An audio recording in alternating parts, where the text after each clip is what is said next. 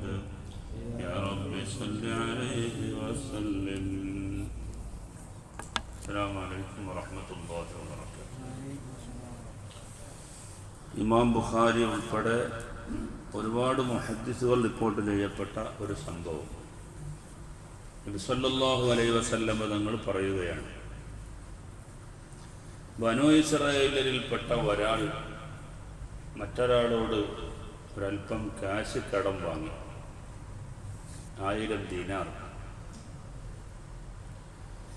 കടം ചോദിച്ചപ്പോൾ അദ്ദേഹം പറഞ്ഞു, എനിക്ക് സാക്ഷികൾ വേണം. ഇത്നി ബിശ്ശുഹദാ ഉശ്ഹിദുഹും. കടം വാങ്ങുമ്പോൾ സാക്ഷി ഉണ്ടാകൽ സുന്നത്താണെന്ന് വിശുദ്ധമായ ഖുർആൻ പറയുന്നുണ്ട്. ഖുർആനിലെ ഏറ്റവും വലിയ ആയത്ത് ഒരു പേജ് നീളമുള്ള ആയത്താണ്, സൂറത്തുൽ ബഖറയിൽ. അതിൽ പറയുന്നത് കടം വാങ്ങുമ്പോൾ സാക്ഷി നിർത്തൽ സുന്നത്താണ്, എഴുതി വെക്കൽ സുന്നത്താണ് എന്നൊക്കെയാണ്. അപ്പോൾ 1000 ദീനാർ കടം ചോദിച്ചപ്പോൾ അദ്ദേഹം പറഞ്ഞു, ഏറ്റിനി ബിശ്ശുഹദായി, എനിക്ക് സാക്ഷികൾ വേണം, എന്നാൽ കടം തരാം. ഫഖാല, അപ്പോൾ അദ്ദേഹം പറഞ്ഞു, കഫാ ബില്ലാഹി ഷഹീദാ, സാക്ഷിയായിട്ട് അല്ലാഹ് മതി എന്ന് ഖുർആനിൽ പറയുന്നുണ്ടല്ലോ, എനിക്ക് അല്ലാഹുവാണ് സാക്ഷി എന്ന് പറഞ്ഞു. ഖാല, അപ്പോൾ അദ്ദേഹം ചോദിച്ചു, ഫഅ്തിനി ബിൽ കഫീൽ, നിങ്ങൾ തന്നില്ലെങ്കിൽ ഞാൻ തരാം എന്ന് പറയുന്ന ഒരു ജാമ്യക്കാരൻ, അത് വേണം. ഖാല, അപ്പോഴും അദ്ദേഹം ഓതിക്കൊടുത്തു, കഫാ ബില്ലാഹി കഫീലാ, കഫീലായിട്ട് അല്ലാഹു മതി എന്ന് പറയുന്നൊരു ആയത്തുണ്ട്, അത് ഓതിക്കൊടുത്തു. നമ്മളെ കഫീലും നമ്മുടെ സാക്ഷിയും അല്ലാഹുവാണ്. ഖാല, അപ്പോൾ അദ്ദേഹം പറഞ്ഞു, കുടുങ്ങിയപ്പോൾ ചതക്കുത്ത, നിങ്ങൾ പറഞ്ഞത് ശരിയാണ്, സാക്ഷിയായിട്ടും കഫീലായിട്ടൊക്കെ അല്ലാഹ് മതി. ഫദഫഅഹ ഇലൈഹി ഇലാ അജലിൻ മുസമ്മ, ഒരു നിശ്ചയിക്കപ്പെട്ട ഒരു അവധി പറഞ്ഞിട്ട് അദ്ദേഹം പൈസ കടം കൊടുത്തു. ഫഖറജ ബിൽ ബഹരി, അങ്ങനെ അദ്ദേഹം ഒരു സമുദ്രത്തിൽ യാത്ര പോയി. ഫഖളാ ഹാജതഹു, തൻ്റെ ആവശ്യങ്ങളെല്ലാം നിർവഹിച്ചു. അദ്ദേഹം കടലിൻ്റെ അപ്പുറത്ത് നിൽക്കുകയാണ്, കാര്യങ്ങളൊക്കെ കഴിഞ്ഞു. കടം വാങ്ങുമ്പോൾ നിശ്ചയിക്കപ്പെട്ട ആ ദിവസം എത്തിക്കഴിഞ്ഞു. പക്ഷേ സുമ്മൽ തമസ മർക്കബൻ യർക്കബുഹാ യഖ്ദുമു അലൈഹി ലിൽ അജലില്ലദി അജ്ജല ഫലം യജിദ് മർക്കബൻ. നാട്ടിലേക്ക് പോകാൻ നോക്കുമ്പോൾ അദ്ദേഹത്തിന് വാഹനം കിട്ടുന്നില്ല. നിശ്ചയിക്കപ്പെട്ട ആ അവധി എത്തുകയും ചെയ്തു. കടം തിരിച്ചു കൊടുക്കാൻ ഒരു നിർവാഹവുമില്ല. അപ്പോൾ അയാൾ എന്താ ചെയ്തത്? അപ്പോൾ ഫഅഖദ ഖസ്ബതൻ ഫനഖറഹാ ഫഅദ്ഖല ഫീഹാ 1000 ദീനാർ വസഹീഫതൻ മിൻഹു ഇലാ സാഹിബിഹി ثم زجج موضعها, ഒരു മരക്കഷ്ണം കൊണ്ട് എടുത്തു, അതങ്ങ് ഓട്ടയാക്കി. എന്നിട്ട് ഈ 1000 ദീനാർ സ്വർണ്ണ നാണയം അദ്ദേഹം ആ മരക്കഷ്ണത്തിൻ്റെ ഉള്ളിൽ വെച്ചിട്ട് അതിൻ്റെ കൂടെ ഒരു കത്ത് എഴുതി, ഞാൻ നിങ്ങളോട് ഇന്ന ദിവസം തരാമെന്ന് പറഞ്ഞിട്ട് 1000 ദീനാർ കടം വാങ്ങിയിരിക്കുകയാണ്, പക്ഷേ നിശ്ചയിക്കപ്പെട്ട സമയത്ത് നിങ്ങളെ കയ്യിൽ തരാൻ ഞാൻ ഇവിടെ നോക്കിയിട്ട് ഒരു നിർവാഹവും ഇല്ല. അങ്ങനെയാണല്ലോ, എല്ലാ ദിവസവും കപ്പലുണ്ടാവില്ലല്ലോ. കടലിൽ നിന്ന് ഇളകിയിട്ടുണ്ടെങ്കിൽ കപ്പലുണ്ടാവില്ല. ദ്വീപിലേക്കൊക്കെ വഴുതിന് പോകുമ്പോൾ നമ്മൾ ഒരു ദിവസം പറഞ്ഞ് പോകും, പക്ഷേ നല്ല മഴയോ കാറ്റോ കോളോ വന്നാൽ കപ്പൽ പുറപ്പെടില്ല. അപ്പോൾ നിശ്ചയിക്കപ്പെട്ട ദിവസമൊക്കെ തെറ്റ് ഒരാഴ്ചക്ക് കഴിഞ്ഞാണ് പലപ്പോഴും വരാൻ കഴിയുക. ഇന്ന് പിന്നെ പല സംവിധാനങ്ങളുള്ള കപ്പലുകൾ ഉള്ളതുകൊണ്ട് കുറേയൊക്കെ അഡ്ജസ്റ്റ് ചെയ്ത് പോവാം. പഴയ കാലത്ത് പിന്നെ പായ കപ്പൽ എന്നൊക്കെ പറയുന്ന കപ്പലാണല്ലോ, കാറ്റെങ്ങോട്ടാണ് പോകണമെന്ന് വെച്ചാൽ അങ്ങോട്ടൊക്കെ പോകും. ഏതായിരുന്നാലും ഇദ്ദേഹം നിശ്ചയിക്കപ്പെട്ട ആ ദിവസത്തിൽ അദ്ദേഹത്തിന് യാത്ര ചെയ്യാൻ കപ്പൽ കിട്ടിയില്ല. അതുകൊണ്ട് മരക്കഷ്ണം എടുത്തതിന് ഓട്ട കൊത്തിയിട്ട് 1000 ദീനാർ അതിൻ്റെ ഉള്ളിൽ വെച്ച് ഒരു കത്തും കൂടെ വെച്ചു. നിശ്ചയിക്കപ്പെട്ട സമയത്ത് നിങ്ങൾക്ക് കൊണ്ടുവരാൻ വാഹനം കിട്ടിയില്ല, അതുകൊണ്ട് ഞാൻ നിങ്ങൾക്ക് ഇതാ ഒരു മരക്കഷ്ണത്തിൽ ഞാനിത് അയച്ചു തരികയാണ് എന്ന് പറഞ്ഞിട്ട് ആ മരക്കഷ്ണത്തിൻ്റെ ഉള്ളിൽ ഈ കത്തും പൈസയും വെച്ച് മരം അടച്ചു. ആ കൊള്ളി അടച്ചു വെച്ചിട്ട് അദ്ദേഹം സുമ്മാത്താബിഹ, പിന്നെ ആ മരവുമായി അദ്ദേഹം കടലിൽ ചെന്നു. ഇലൽ ബഹരി ഫഖാല, എന്നിട്ട് പറഞ്ഞു, അല്ലാഹുമ്മ ഇന്നക തഅലമു അന്നീ കുൻതു തസല്ലഫ്തു ഫുലാനൻ അൽഫ ദീനാർ. അല്ലാഹുവേ, നിനക്കറിയാമല്ലോ ഞാൻ ഒരാളുടെ അരികിൽ ചെന്നിട്ട് 1000 ദീനാർ കടം ചോദിച്ചപ്പോൾ ഫസഅലനി കഫീല, എനിക്ക് ഒരു ജാമ്യക്കാരൻ വേണമെന്ന് അദ്ദേഹം എന്നോട് ആവശ്യപ്പെട്ടപ്പോൾ ഫഖുൽതു, ഞാൻ പറഞ്ഞത് കഫാ ബില്ലാഹി വക്കീല, വക്കീലായിട്ട് നീ മതി എന്നാണ്. അല്ലാഹു മതി എന്ന് പറഞ്ഞപ്പോൾ ഫർദിയ ബിക, നിന്നെ കൊണ്ട് അദ്ദേഹം തൃപ്തിപ്പെട്ടിരിക്കുകയാണ്. വസഅലനി ഷഹീദൻ, എനിക്ക് സാക്ഷിയെ വേണം എന്ന് പറഞ്ഞപ്പോഴോ ഫഖുൽതു, ഞാൻ അദ്ദേഹത്തോട് പറഞ്ഞത് കഫാ ബില്ലാഹി ഷഹീദാ, ഞാൻ നിങ്ങളിൽ നിന്ന് 1000 ദീനാർ കടം വാങ്ങിയിട്ടുണ്ട് എന്നതിന് അല്ലാഹു സാക്ഷിയാണ്.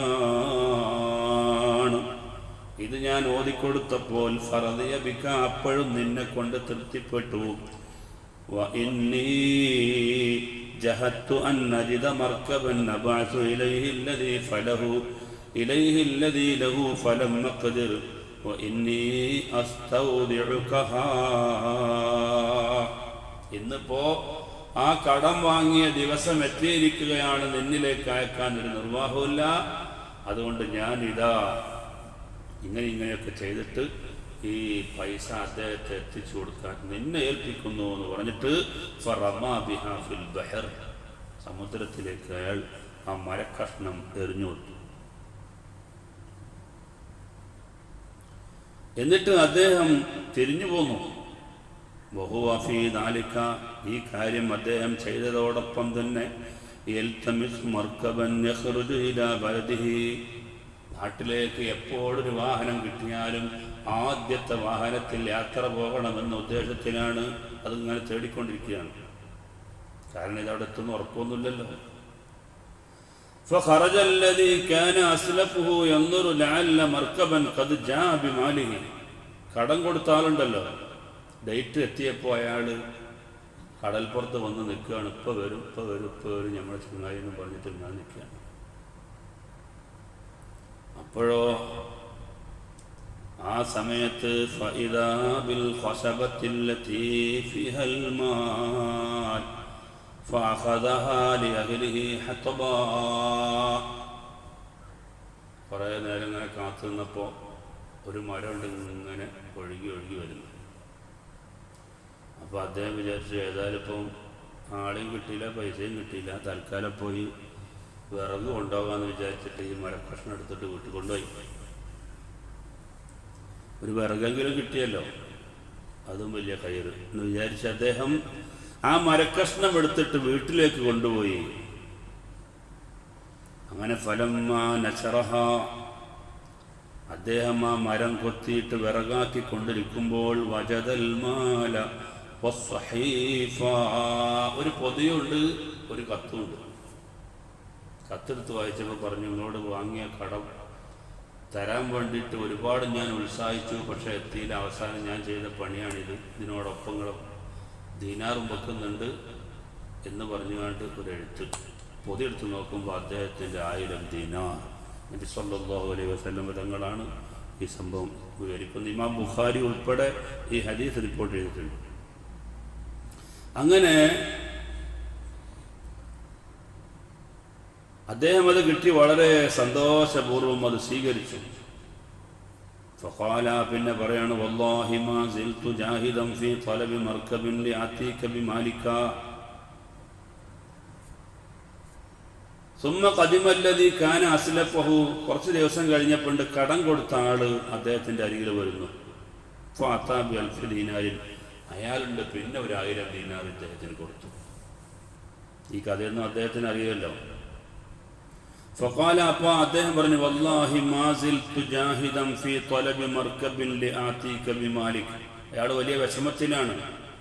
പറഞ്ഞ ഡേറ്റിൽ ഇത് കൊടുക്കാൻ കഴിഞ്ഞില്ലല്ലോ പടച്ചോനെ എന്നുള്ള നിലക്ക് അദ്ദേഹത്തിന് വലിയ വിഷമമാണ്. അങ്ങനെയാണല്ലോ, കടം വാങ്ങിയിട്ട് സമയത്ത് കൊടുക്കാൻ കഴിയാതിരിക്കുമ്പോൾ മാനസികമായി വലിയ പ്രയാസമുണ്ടാകും.